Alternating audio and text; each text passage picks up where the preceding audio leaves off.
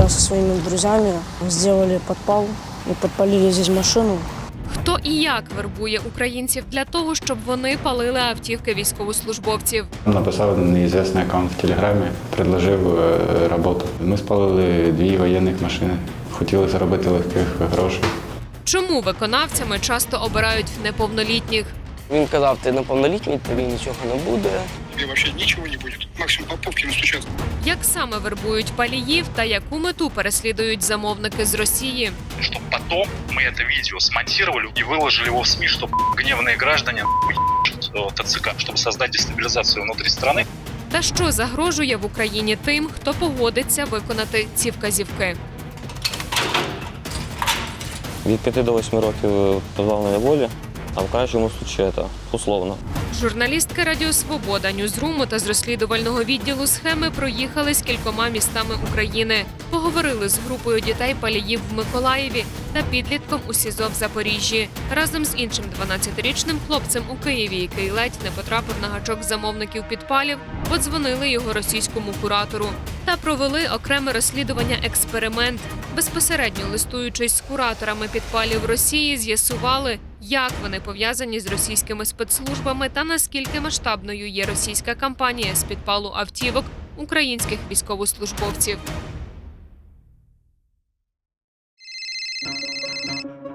Еще интересна вам информация? Трудоустройство.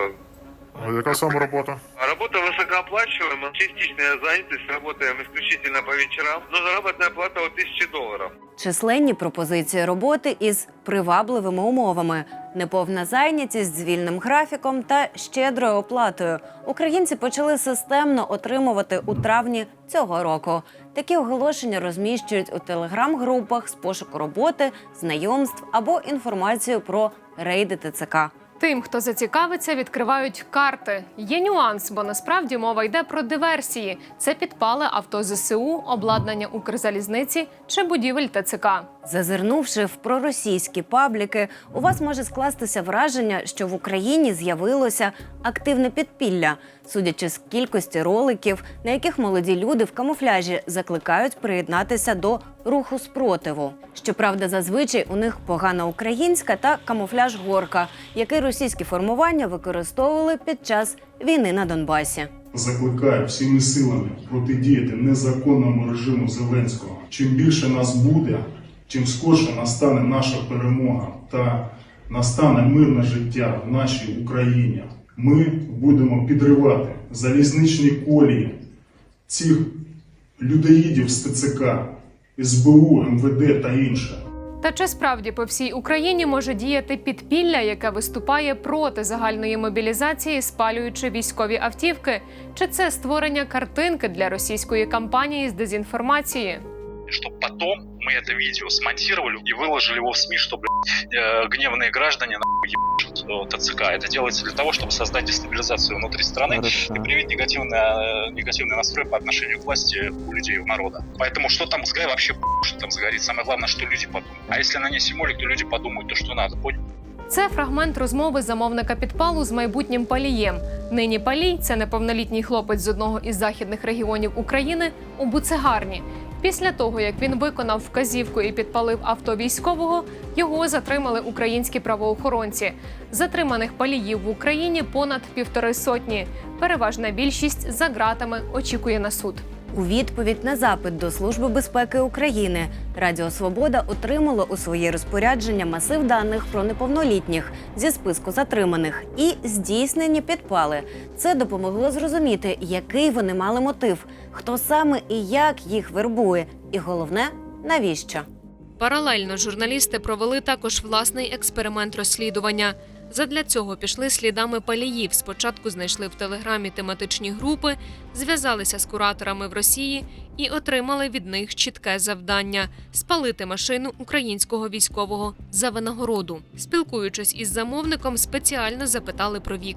По оплате, если нет 18, все так же? Мне хоть 16. Карта есть? Да, мамина. Мне без разницы. Ничего, что мне нет 18? Ничего. Вони є більш вразливими для вербування, оскільки неповнолітній не може усвідомлювати і прорахувати наслідки своїх дій повною мірою. І на цьому роблять акцент російські спецслужби.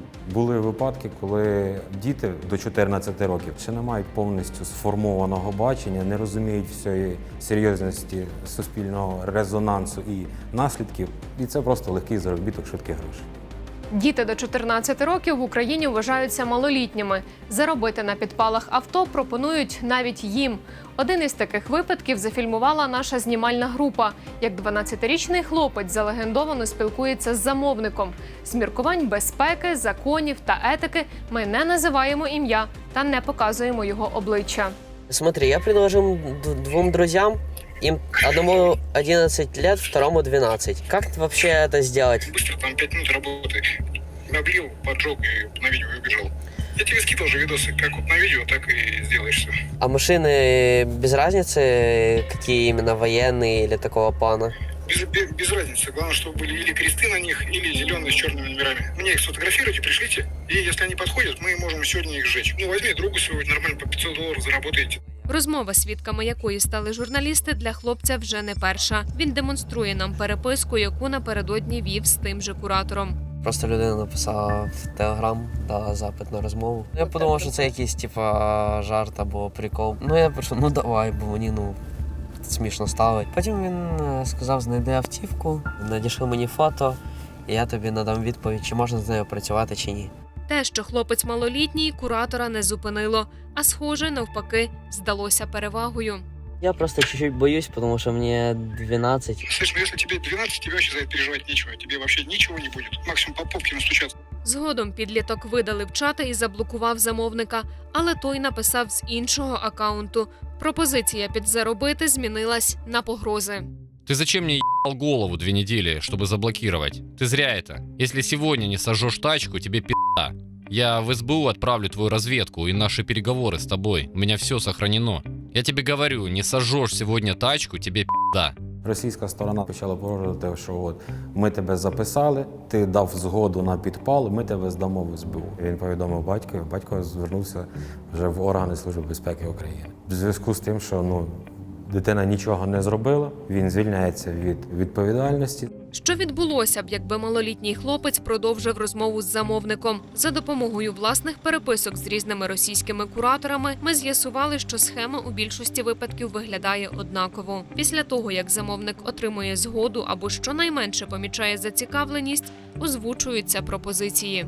В принципі, полію пропонують на свій вибір. Це може бути релейні шафи на Укрзалізницях, підпал будівель ТЦК, автомобілів ТЦК, автомобілів військовослужбовців. Вони б'ють на автомобілі, мотивуючи тим, що це простіше, це безпечніше і за це тобі більше заплатять. Начни пока с малого, мой совет. Как раз и присмотримся друг к другу. Релейный шкаф на ЖД, машины. Ну что-то по мелочи сначала сделай, а дальше уже самые куши. Неочікувано, але під час нашого листування подальші інструкції від кураторів надходять українською. Утім, з помилками. Пишуть «на Україні» та розшифровують ТЦК як «територіальні ціни комплектування». У повідомленні зазначають, що поліцейське авто чи бібіка СБУ для підпалу не підходять. Після того, як замовник отримує першу згоду від потенційного виконавця, далі, як правило, йому доручають провести розвідку для затвердження. Проедься, просто подыщи цель. Засними ее на видео и просто набери мне, я тебе сразу наберу. Часто замовники вимагають робити фото через спецдодаток, що фіксує координати, час та дату знімка. Чтобы не было там каких-то левых датчиков, левых фотографий, то есть левых видео. То есть, это в любом случае не пролезет, с этим работать не получится. Все должно быть честно. За розвідку платять від 20 до $50. Это чисто бюрократические моменты. Вот то, что ты делаешь, я отправляю еще выше. Все, да, нет, там нет такого, что у нас структура. Мы не ООО, фирма, которая продает телефоны. Все, нам сказали сверху, да, нет, все по-другому не бывает. Після отримання фото куратор нібито перевіряє машину у своїй базі і або затверджує, або відправляє шукати далі. Наприклад, в нашій переписці куратор не погодив 2 позашляховики. На вигляд вони цивільні, без розпізнавальних знаків, але насправді належать бійцям. Військові погодились надати нам фото для експерименту без прив'язки до місцевості. По той машине есть добро? Нет, не дали ни по одной, ни по второй. А что не так? Не могут проверить, что они воякам принадлежат. Проте такою прискіпливістю відрізняються не всі замовники. Найди любую тачку, мне вообще что ты сожжешь. Ну смотри, я, просто нахожу какие-то тачки самые дешевые, перекрашиваю их, хуй какую-то символику военную, и хуйся сколько хочешь себе, и мне безопасно, и вам хорошо. Да, но то главное, чтобы это выглядело качественно, и совсем тоже не катит. Це уривок з однієї з розмов неповнолітнього палія з російським куратором, яка є у нашому розпорядженні. Разом із товаришем їх затримали за підпал 2 автівок у Львові влітку цього року. Виходить, деякі замовники прямо заявляють, їм байдуже, яка машина буде спалена. Головне – створити картинку. Були навіть такі випадки, коли пропонували хлопцям, що неважливо що, ти можеш піти просто, знайти вже на шроті згорілий, побитий автомобіль, головне, щоб в ньому хоч щось було вціліле. Наклей туди наклейку ЗСУ і пали. Тобто це знову ж таки підтверджує, що це не більше, ніж просто їхня кампанія по пропаганді. І ця кампанія спрацьовує, на неї реагують неповнолітні шукачі швидких грошей. Ти знав, що це пропаганда? Так. З якою метою ти робив? Заробити гроші. Серед затриманих СБУ підпалювачів абсолютно різні люди, і єдине, що їх об'єднує, це мотивація. І це якраз не ідеологічна складова, це не любов до руського міра, а це гроші. Щоб самим почути про мотивацію неповнолітніх паліїв, наша знімальна група вирушила на південь, до Миколаєва. Я со своими друзьями сделали подпал и подпалили здесь машину. Это было вот здесь, вот, возле магазина. Машина стояла вот на этом месте. Ми з Денисом, ім'я хлопця, як і всіх неповнолітніх героїв цього матеріалу змінене, розглядаємо чорні плями на асфальті, які залишилися після того, як 13-річний хлопець з друзями підпалили військове авто. Це сталося на початку серпня цього року. Мы шли оттуда вот так вот. Потом вот здесь вот стояли, включили там видео, подошли сюда, подпалили, а потом убежали вот так вот через пустырю там, в ту сторону. А хто лив бензин? Лил бензин и снимал на видео. А хто підпалював? Підпалював я.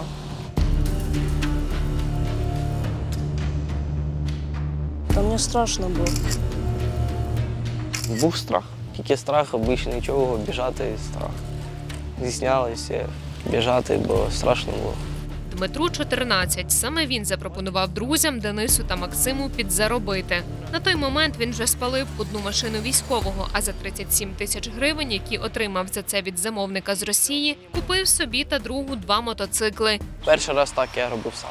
Брав бутилку бензину, і я облівав капот автомобіля і підпалював. В інтерв'ю «Радіо Свобода» хлопець розповідає, нібито не хотів палити авто. Втім, спочатку думав, як легко заробити гроші. Його ідея полягала в тому, щоб сфальшувати відео підпалів і за це отримати винагороду. Але ця ідея провалилася. Не вийшло, бо тому що не вийшло змонтувати так відео. А ви пробували надсилати його? Так. Він каже, це не настояще відео. Тоді, каже хлопець, вирішив відпрацювати по-справжньому. 2 знайшли, 2 погодили і 2 спалили. Так. Я вів переписку, це куратор росіян. Мені скинули цей контакт, я йому перший написав. Привіт, я по поводу роботи. Він представлявся, що він працює в якійсь там службі, що він проти ТЦК. Миколаївці скидують йому гроші, щоб ТЦКшників палили їм машини. Яка задача була поставлена? Найти машину ТЦК. Там фоткал эти номера и отправлял тому человеку, который говорил, то есть это ТЦК или не ТЦК. И он давал добро. Мне сказал, что надо пойти и подпалить эту машину. Мы пошли. Подивіться, будь ласка, розкажіть, що відбувається зараз? Троє це ми йдемо якраз біля камери, а друге це вже вони біжуть після підпалу. Коментує себе ж на відео третій підпалювач з компанії неповнолітніх хлопців. Максиму 16, тому він, як найстарший, нині під домашнім арештом. Але через відключення світла внаслідок ракетних ударів армії РФ по Миколаєву ми отримали дозвіл поговорити з ним на вулиці. Я останній раз був на вулиці, коли мене вже везли з КПЗ додому на домашній арешт. І як воно? Дуже погано. Як і всі, хлопець наголошує, що нічого поганого робити нібито не хотів. Але саме у той день посварився з мамою, через що не хотів повертатися додому. І не придумав нічого іншого, ніж піти з друзями, палити авто за компанію. Я думаю, посуну на шухер просто. Я вже одразу чуть його так зайшов, щоб я не попав ні як на фото, ні на камеру. Коли ми йшли, він казав, сфотографуй салон, номера, боковину автомобіля. Як він казав, то, що він пробиває по базі ТЦКшники цієї лінії. А що це за база? Я теж не знаю, він не казав мені, я не питав. Він сказав, підпалюй. Я одразу швидким шагом пішов в ту сторону, там, де ми повинні були тікати. Чую, щось наче якийсь шипіть, наче дивлюсь назад, там спишка величезна. Щось горить. Я в страхі почав максимально швидко біжати оттуда. Висловлюючись цією ж термінологією, стояти на шухері не означає співучасті? Що означає? Я вже розкаюся, що я вже це зрозумів, що я зробив погану ошибку. За підпал другого автомобіля куратори заплатили хлопцям 40 тисяч гривень. На них юнаки придбали ще 2 мопеди, але покататися не встигли. Їх затримали вдень, одразу після нічного підпалу. Мы на заправку заехали заправить мопеды, приехали и словили нас. Що ви відчули в той момент? Не знаю, большой страх. То, что за это все придется отвечать. То, что мы подпалили машину. Я одразу тут же почав все розказувати. Одразу все розказав, одразу легше стало. Правоохоронці кваліфікували підпал за статтею перешкоджання законній діяльності ЗСУ. Вам казали, що вас чекає далі? Від 5 до 8 років позбавлення волі, а в кращому випадку це условно. За схемою після розвідки на місцевості йде підготовка до підпалу.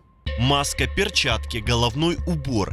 Телефон в режим полета, когда выходишь из дома. Выключить, когда вернешься. Ребята у меня работают теперь так. Находят тачку, снимают хату на 2-3 дня рядом и делают. Потом на хате отсиживаются. Але, наприклад, згаданим миколаївським паліям знімати житло не довелося.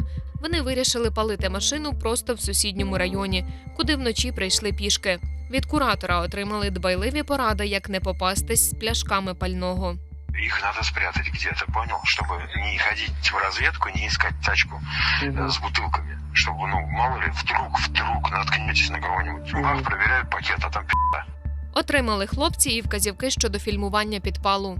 Пишешь вот эту надпись и зажигаешь. Постоял ровно 5 секунд, посмотрел, как она вспыхнула. 5 секунд достаточно. Все, и можешь валить оттуда. Все, задание считается выполненным. Такий же інструктаж від кількох різних кураторів отримали і ми у листуванні з ними. Самое главное, чтобы когда видео будешь снимать, было видно бумажку и как горит машина.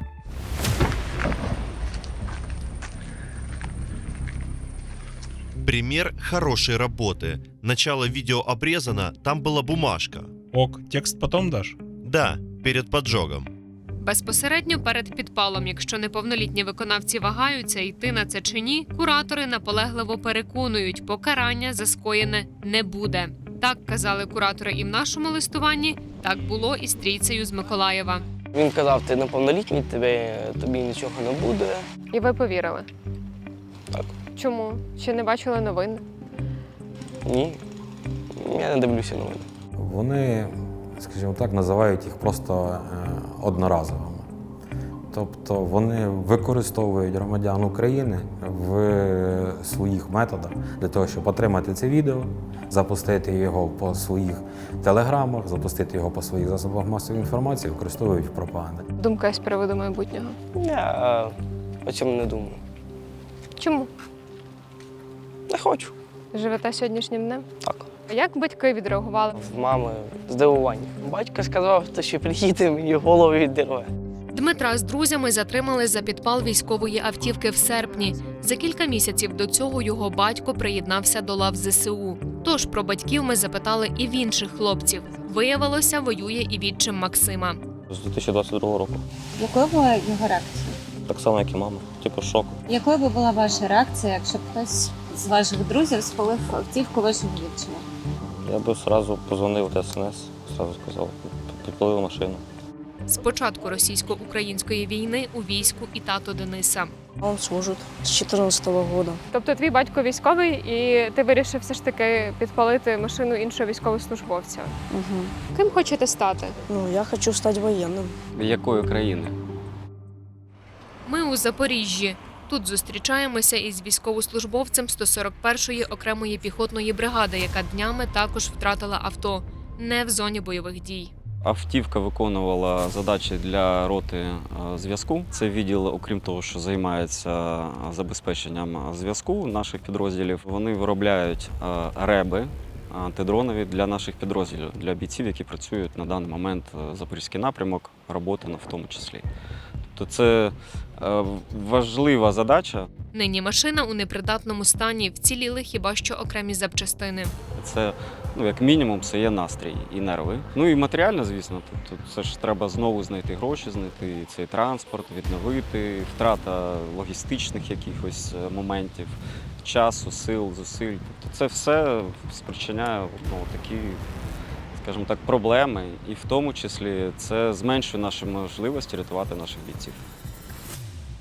Втрата такого потрібного військовим автомобіля – справа рук 2 неповнолітніх жителів Запоріжжя.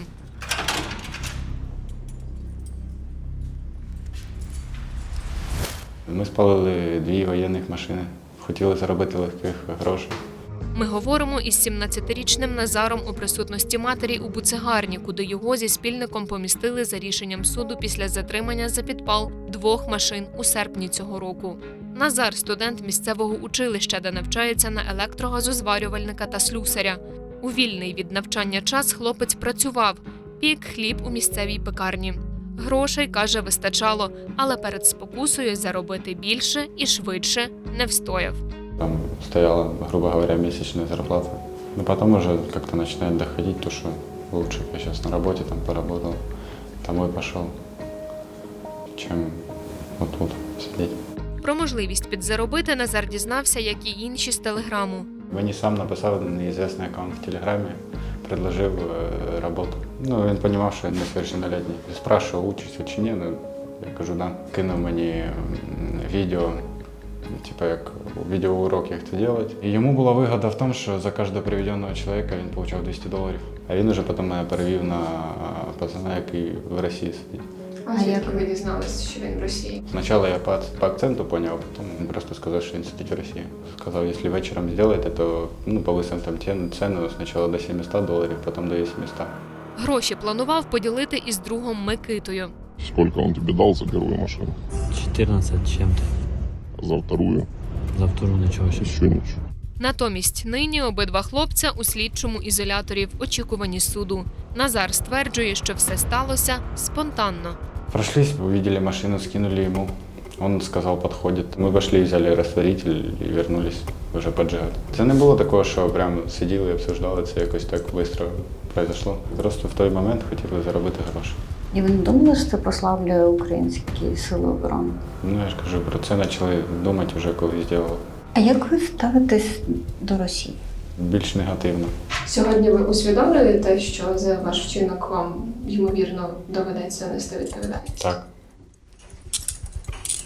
Після першого підпалу, гроші за який друзі просто Прогуляли. Там потратили. Так незаметно куди не були ушли. Хлопці вирішили відмовитись від подальшої співпраці з невідомим абонентом з Росії. Причиною цьому новини про те, що СБУ та Нацполіція все частіше стали затримувати паліїв автівок. Ночами спалахують Одеса, Дніпро, Київ. Паліїв затримують. У Києві затримали палія автівок військовослужбовців. Затримали 16-річного хлопця, якого підозрюють у підпалі авто військових. Мы увидели, что в новостях это все сильно распространяется, и мы как-то хотели отказаться. Но он сказал, начал писать. Сначала он звонил, уговаривал. Вечером он написал то, что вы можете совершить необратимое. Зрештою, юнаки погодилися. Спалили другу автівку, але гроші отримати не встигли. Рано вранці після скоєного, коли поверталися додому, Нас зупинила поліція. Провірили телефони, там відео знайшли. Я не успів йому скинути. відповідно, обіцяну $1000 за друге авто хлопці вже не отримали.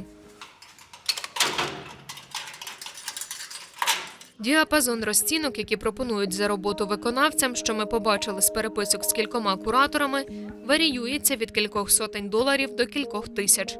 Сперва фото и координаты. Обсуждаем цену и только после этого на задание. Примерно 9000 гривен, может и больше.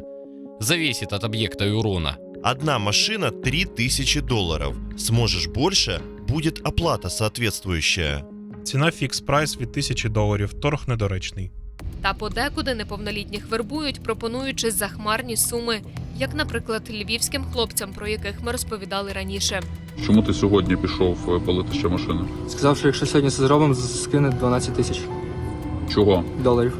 Вони спалили кілька автівок, але гроші отримали тільки за одну. І не $12 тисяч, а 1,5. Причому під час перемовин куратор повідомив хлопцям, за підпали платять із державних коштів. Якої держави – не уточнив. Мы же не ебаная компания, которая, блядь, занимается хуйней и поджигает автомобиль ТЦК, нам что делать не хуй. Я думаю, ты хорошо понимаешь, с кем ты общаешься. Мне тебе объяснять не требуется. К этим деньгам отношения буквально не имеют. Это государственные деньги. То госбабки, мне вообще на них отдать. У меня сказано, вот 3 цели, я тебе даю 3 цели, ты их отрабатываешь, все, получил деньги, работаем дальше. У меня за тебя идет выслуга, у тебя бабки, все. Проте сподіватися на обіцяне кураторами також не варто.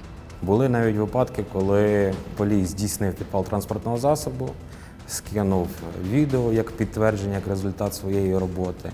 Але куратор з тої сторони сказав, що воно зроблено неякісно, він йому за це не заплатить і запропонував ще зробити в ту ж ніч або на наступний день ще один підпал. Як результат, не заплатили взагалі нічого, заблокували, скажімо так, спілкування в Telegram-месенджері. І буквально в той же день йому в двері постукали Служба безпеки України. Перший раз він скинув 37 тисяч гривень, а другий раз 40 тисяч гривень. Він спрашивав, прийшли кошти чи ні. Він скидав з криптокошелька на звичайну карту через обмінник. Оплату куратори зазвичай надсилають на криптогаманці або звичайні українські картки, які також беруть в оренду через організовану для цього мережу в телеграм-каналах. Щодо криптогаманців, то вони, як ми власноруч пересвідчилися, здебільшого ведуть не до конкретних людей, а до обмінників чи так званих міксерів. Це сервіс, який ускладнює відстеження транзакцій. Через це відслідкувати, хто саме організатор підпалу за допомогою руху коштів, складно, але можливо.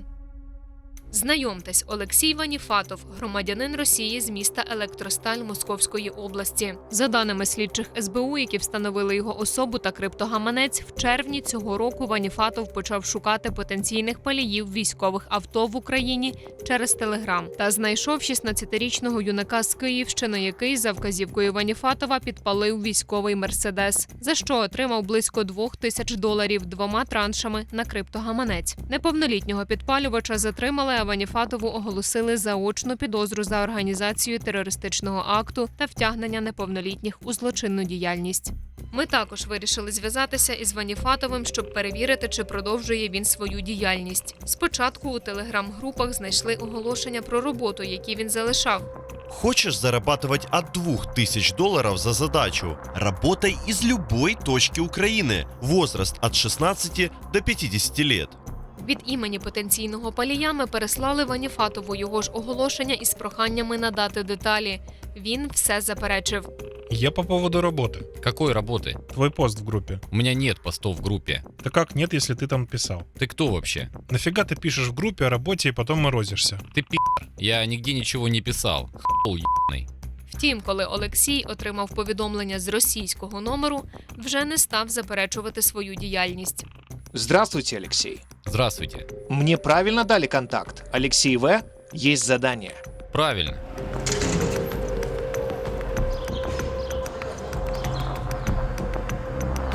Якась людина на вас вийшла, запропонувала заплатити досить великі гроші за те, щоб спалити автівку.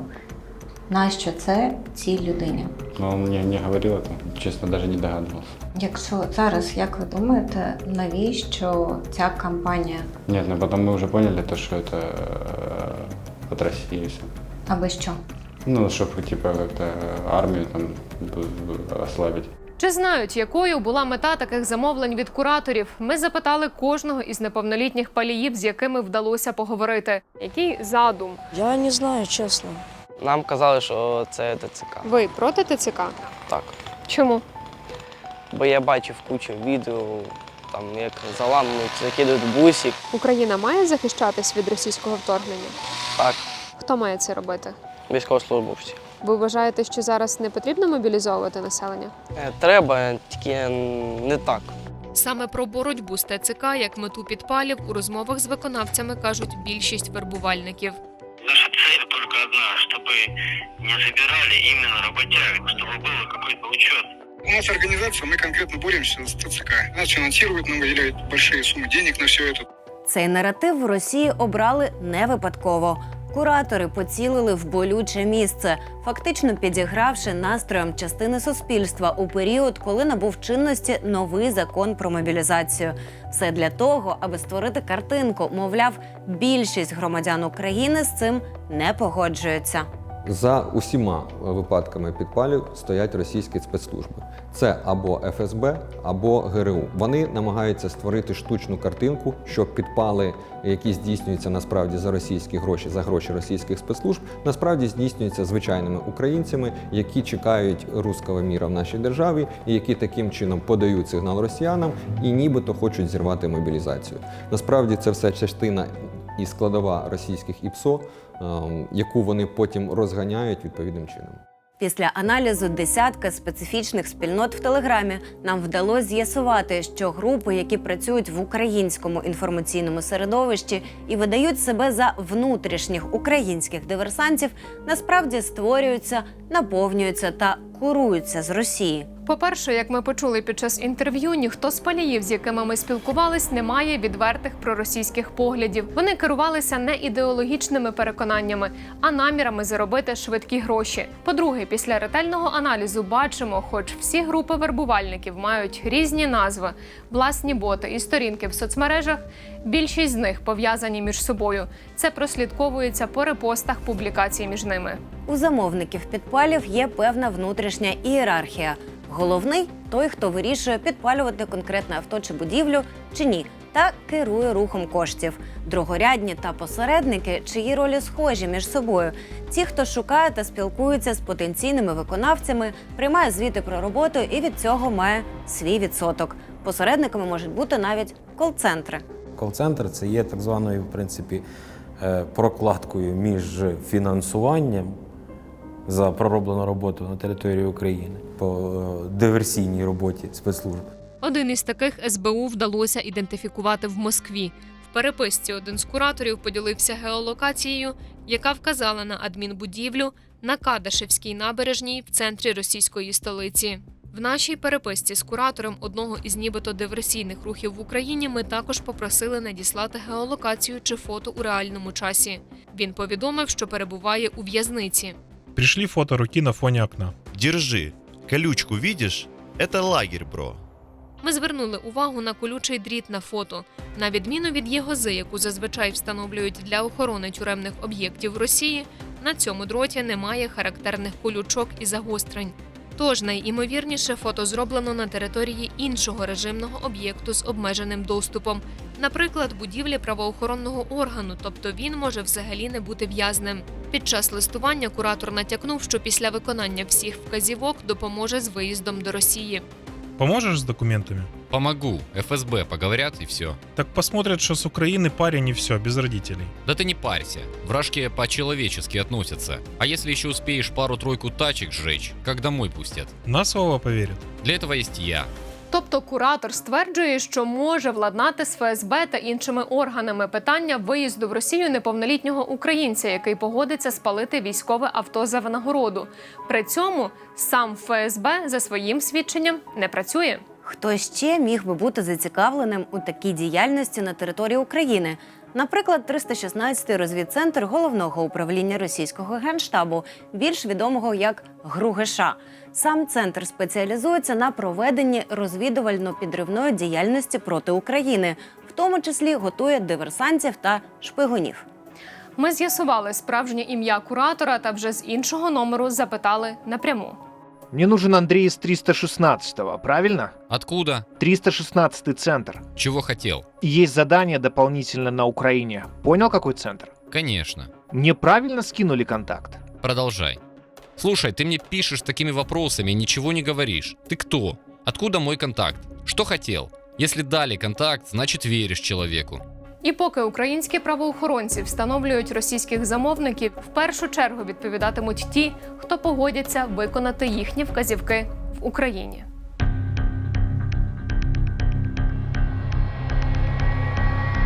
Ви знаєте, скільки вам загроза? От 5 до 8. За підпали авто українське законодавство передбачає відповідальність для усіх, навіть неповнолітніх. Залежно від обставин злочину, його можуть кваліфікувати за 5 статтями Кримінального кодексу. Це державна зрада, диверсія, терористичний акт, а також пошкодження майна і перешкоджання законній діяльності ЗСУ. Незважаючи на те, що певна частина підпалювачів є неповнолітніми, для них покарання також є невідворотнім. Покарання залежить від віку. Наприклад, підлітки від 14 до 16, як Дмитро з Миколаєва, можуть притягатися до відповідальності лише за окремими статтями. А вже з 16, як його товариш Максим чи Назар з Запоріжжя, можуть відповідати сповна. Якщо ми говоримо про дитину від 14 років, то це від 3 до 7 років. І можливо, що це буде умовний строк. Якщо неповнолітньому, який здійснив підпал, виповнилося 14 років, він вже є суб'єктом кримінальної відповідальності, як мінімум, за умисне знищення або пошкодження майна шляхом підпалу. До особи, якій не виповнилося 18 років, максимальна міра за тяжкий злочин – це 7 років. Якщо дитині немає 14, наслідки все одно будуть.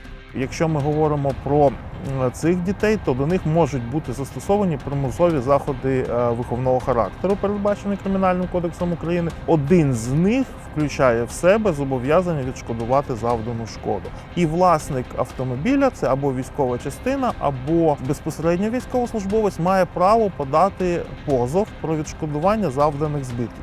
В СБУ повідомили, що починаючи з травня цього року затримали вже більше 160 паліїв різного віку. Частина справ вже у суді. Навіть вся видалена переписка, вона підлягає встановленню. Це стосується і зняття інформації по мобільних зв'язках, по телеграм-каналах, по криптогаманцях, по відеокамерах.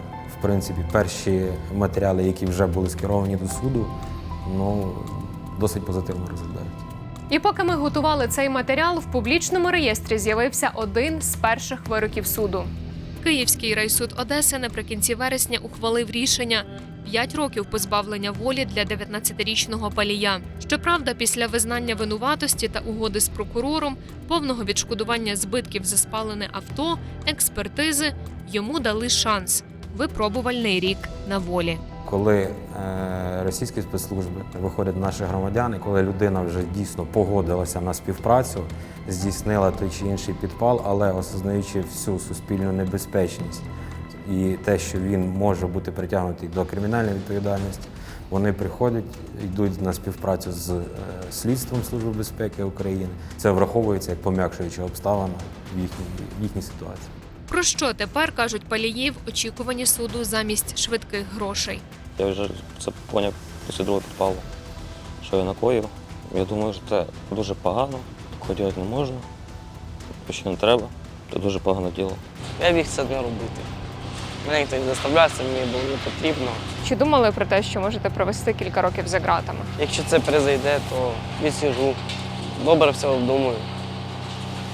Буде час. После суда, наверное, сразу же, как только посадили в машину, и думаю, если я еду в СИЗО, то это, скорее всего, там я вот это уже и досижу. Хотелось бы домашний арест, просто что начинаешь осознавать, когда уже, когда уже тут находишься. То есть, если меня как-то раньше к нам привезли, показали и рассказали, наверное, оно как-то быстрее дошло. Ці гроші не коштують того, щоб потім тут сидіти.